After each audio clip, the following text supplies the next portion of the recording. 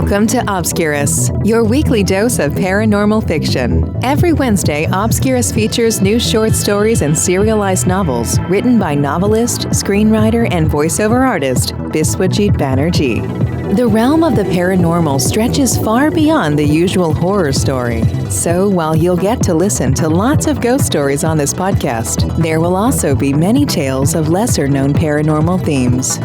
To get us started, here is your host, Biswajit Banerjee.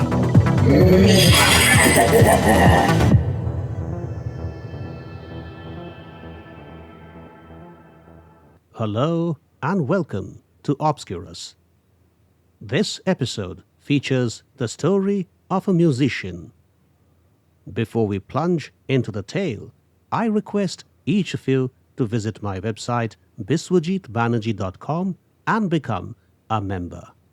Also, please be a part of my mailing list. You will find all the podcast episodes and their transcripts on the website, other than information on my works. And of course, I have another website, obscurus.buzzsprout.com, dedicated to this podcast alone. Other than all Obscurus episodes and their transcripts, the dedicated website also provides chapter markers for easy navigation. Okay, it's time for the story. A musician's honeymoon turns out to be his biggest nightmare. His wife's sudden insanity frustrates him to the core. But why has she gone mad? Let's find out.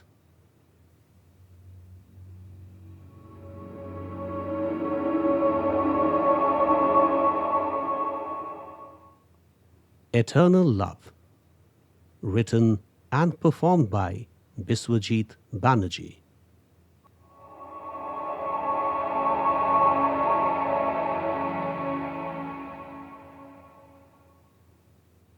Vishal Gupta never thought that his honeymoon with Nisha would turn out to be worse than his wildest nightmare.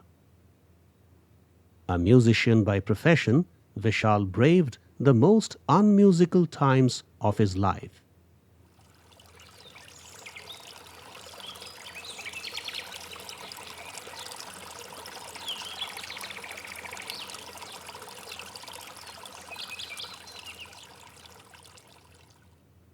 As he sat on a large rock by River Mayanka at the Himalayan foothills, wondering if he would ever come out of the trouble, somebody called out his name. He turned around to find one of the boys from the hotel running towards him. He got up as the boy approached him. Sir, it's an emergency. Ma'am is standing at the edge of the terrace, perhaps with the intent of jumping, the boy said as he struggled with his breath. What? Vishal shrieked. You mean she is about to commit suicide? Looks like that, sir.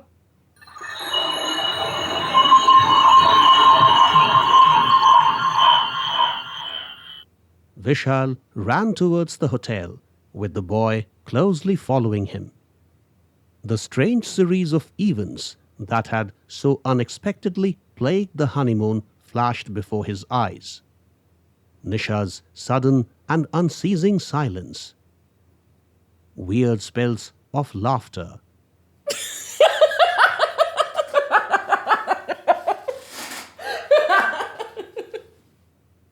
Cold gazes at the ceiling with virtually dead eyes. Aversion for food. Ugly cries from inside the washroom.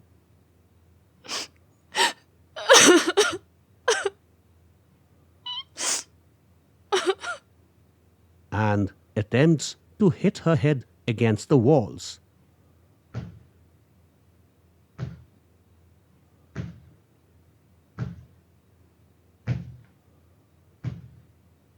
He had lived each of those torrid moments with utter anxiety and disgust. Finally, he had to call a doctor. After having administered tranquilizers to Nisha, before leaving, the doctor said, "I'm sorry, Mr. Gupta, but your wife seems to have a serious psychological problem. To speak the truth, she is showing signs of insanity. I suggest you stop the honeymoon and take her back to the city for treatment. The truth is, her affliction appears to be pretty incurable." Vishal pondered as to how a brilliant girl could suddenly turn mad. During the 6 months or so of courtship, she appeared to be far more intelligent than most men and women of their generation. One evening, over coffee, Nisha explained Indian medieval history's intricacies and their lasting effects on contemporary Indian life like a great scholar. That was not the only time she demonstrated her sparks of wisdom. Sometimes Nisha spoke about India's socio-economic dynamics and the books she wanted to write on the subject. She had already authored at least a dozen papers on tribal cultures in India. How could a girl so wise develop so ghastly an affliction?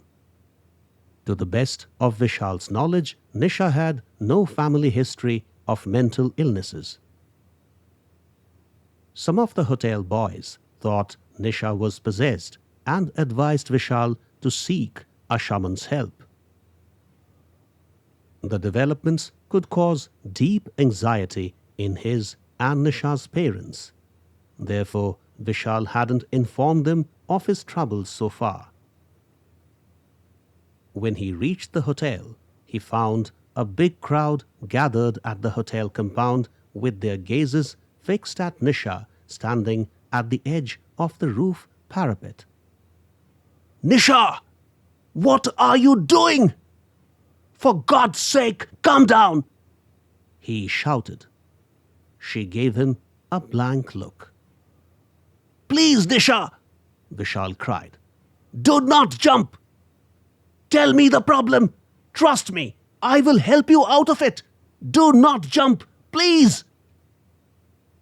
Vishal's entreaties didn't seem to make the slightest impression, and he couldn't even tell if Nisha was listening to anything happening around her. "Is there a way upstairs?" Vishal asked the hotel boy. "Yes, sir, but the doorway is locked," he replied. "How did she then go up there?" "Sir, some of my colleagues saw her climbing up the pipes." "She climbed the pipes?" "That's right, sir." Meanwhile, Nisha had moved forward, and parts of her feet were in the air. "No! No! No, Nisha! No!" Vishal said. As the deadlock continued, Vishal heard the doorway of the terrace being opened. Shortly, he saw two of the hotel boys behind Nisha. "Hold her tightly and take her off the edge," Vishal instructed the boys. Alas, before the boys could do anything, Nisha jumped. She fell with a thud a little away from Vishal. He rushed at her only to find her head completely smashed.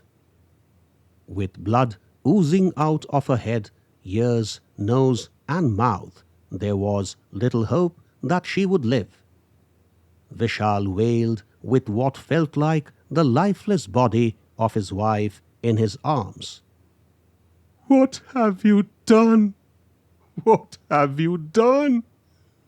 After a while, Vishal took her to the nearest hospital by an ambulance arranged by the hotel management. Nisha was declared as brought dead. He helplessly watched the doctor put the white sheet over his wife's face. I am sorry, Mr. Gupta, the doctor said to Vishal. She must have died the moment she touched the ground. The impact was too huge. Vishal gave a blank gaze in response. Where do you stay, Mr. Gupta? The doctor asked. In Hotel Fiesta. No, I mean, which city? New Delhi. So, what would you like to do? Would you want the last rites to be performed here? Or you wish to take the body to New Delhi? Well, doctor, Vishal geared his strength up to speak. Our parents live in New Delhi. I don't think it's a good idea to perform the last rites over here. Okay, the doctor said. So, you will take the body to New Delhi. Well, I will try to help you with that. But now, I must make preparations for the police formalities. The cops should be arriving any moment. Vishal nodded with the same blank look in his eyes. Any questions, Mr. Gupta? Vishal moved his head to answer in the negative. I understand what you are going through. From my side, however, I promise you all possible support. The police chief of this region is a good friend of mine, and I am sure all the police formalities, including the post-mortem, would be over by today evening. We also run a service of transporting bodies to places out of the town. I am not sure whether the service extends to New Delhi, but even if the service doesn't extend that far, I guess we can make an exception in your case with the permission of the sheriff and other concerned authorities. Vishal nodded again. The formalities were indeed over by the evening. The kind doctor took every possible initiative to make the arrangements for shifting the body to New Delhi. Soon enough, Vishal found himself traveling with his wife's body on what felt like the most discordant note of his life. Torrid times followed his return to the city. His mother had a near nervous breakdown at the news while Nisha's parents squarely put the blame on him. You must have caused unbearable miseries to my daughter. Her father yelled. Although you are clear from the legal standpoint, the law of the land is not the law of God. God will punish you for whatever you did to my daughter. You will bear untold pain in hell for your deeds. Nisha's mother cursed. Vishal tried to convince them that he did absolutely nothing and that he was as puzzled as everybody else was. But her parents simply wouldn't listen. However, Vishal's father showed a lot of character and helped him put the past behind in every possible way. It wasn't easy for Vishal anyway. Every detail of Nisha's death was etched in his memory, and the smoke of Nisha's pyre still coursed in his nostrils. But time is the ultimate healer, and slowly but steadily, time did its work. And of course, music too helped him make a fresh beginning. Sometimes he would sing for his love.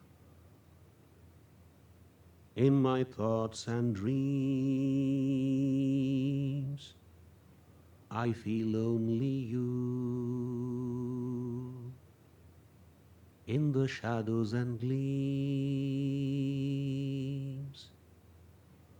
I see only you.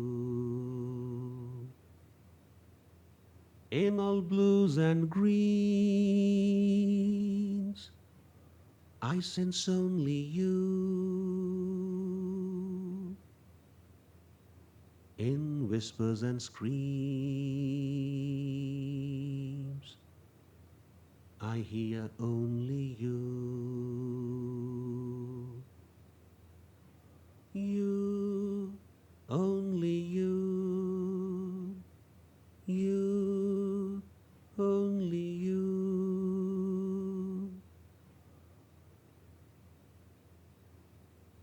A couple of years after the ghastly incident, while Vishal was working on a new composition in his music laboratory, a compact disc in one of the shelves caught his attention. He remembered having kept it there with a heavy heart sometime after returning from the nightmarish honeymoon. The sight of it again raised some of the ugly memories he was trying to put behind him. This was the disc that he had gifted to Nisha in the first evening of their honeymoon. It carried a musical composition that he had specially written for Nisha.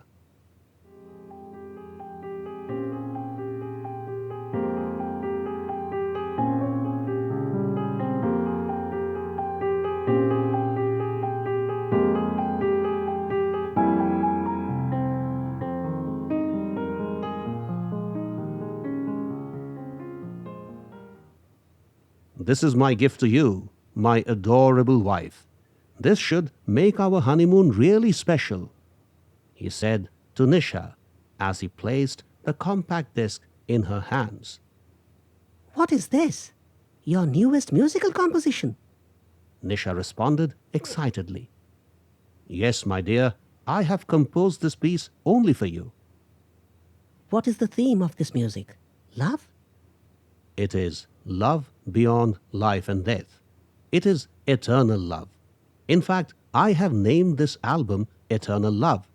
This is only for you. I shall never release it commercially. Vishal smiled.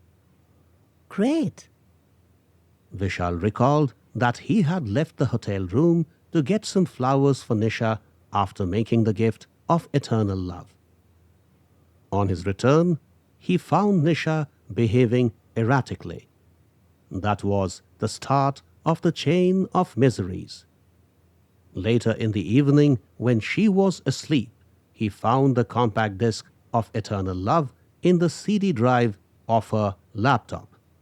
At that time, Vishal did not see any possible connection between the musical composition and Nisha's behavior. But now he sensed a weird but possible link.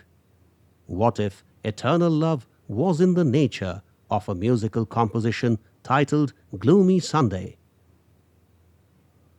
Gloomy Sunday is called the Hungarian Suicide Song. It was composed by Rhizocerace, a pianist and composer, in 1933. The lyrics had somber intonations wherein the protagonist wants to commit suicide after his lover's death. There were also references about the lovers getting united in the afterlife. The song was apparently responsible for a number of people committing suicide. While no one could tell for sure if the song instilled suicidal tendencies in the listeners, some believed the song had the powers of making subconscious suggestions to commit suicide. Interestingly, some people think that Rhizocerace also fell victim to his own composition. Did Eternal Love also possess such powers? Although Eternal Love was a piece of music and not a song, Vishal lived through strong feelings when he composed it. Thoughts of their love transcending space, time, and matter crossed his mind. Misty visions of their bond, even vanquishing death, found musical expressions through the piece. The possibility that Eternal Love carried such properties was remote. The composition did not affect his psyche in any way. Then he realized that he had not listened to the entire piece in one go. Perhaps this piece of music impacted one's psyche only if one heard it all together. He found his hair stand at this idea as he picked the compact disc and put it in his player. And then he put the music on.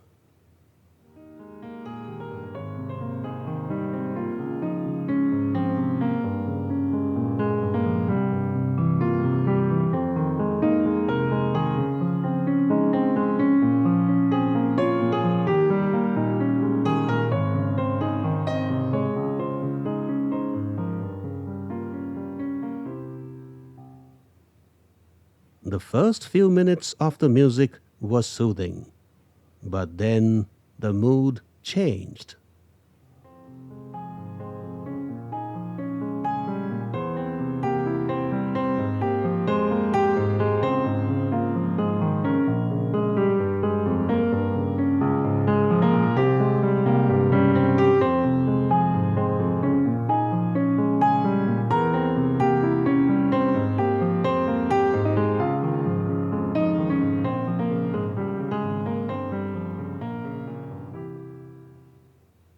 Vishal realized that the portion which was intended to convey love in the afterlife sounded somber.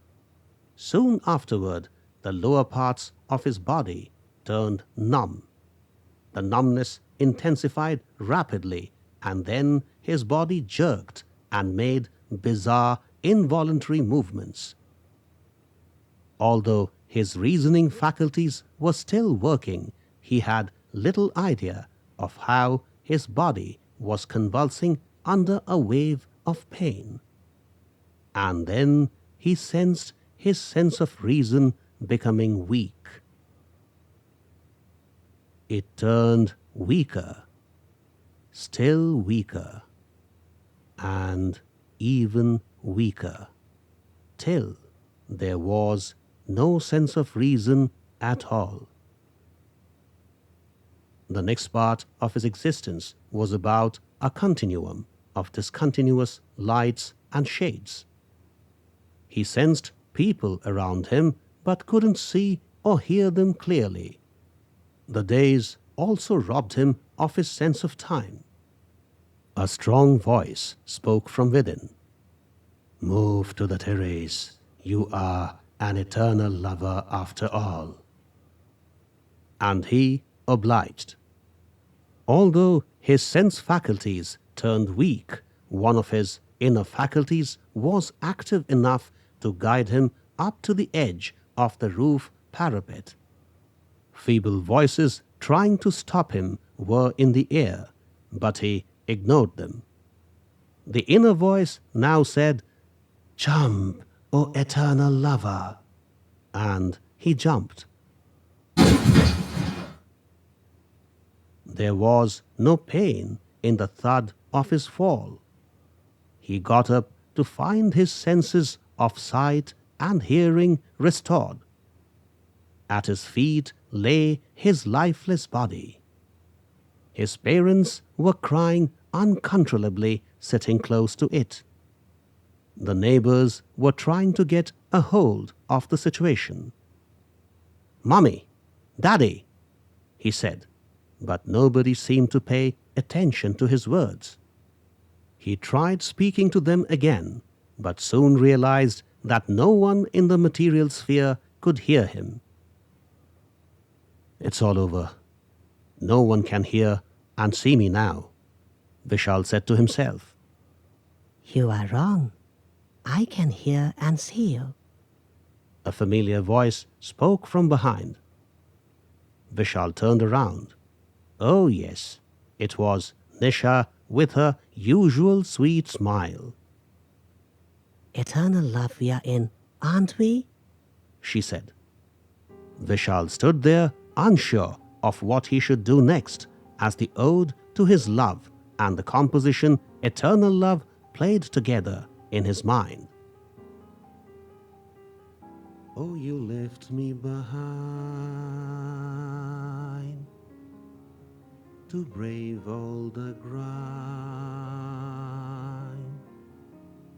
How cruel is fate, opens sorrow's gate. In every drop of dew,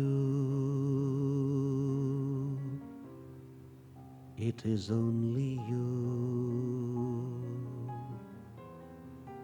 In everything new, it is only you.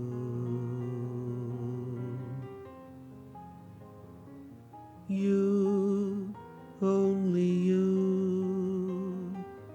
You, only you.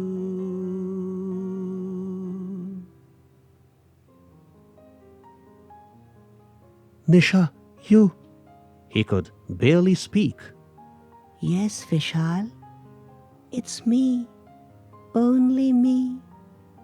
Me. Only me.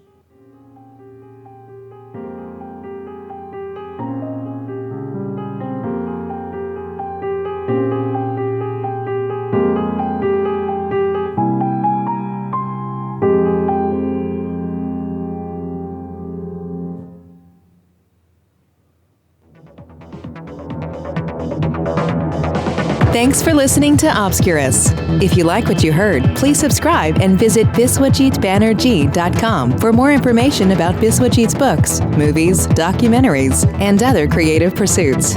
We shall see you next Wednesday with another episode of Obscurus. Till then, take care.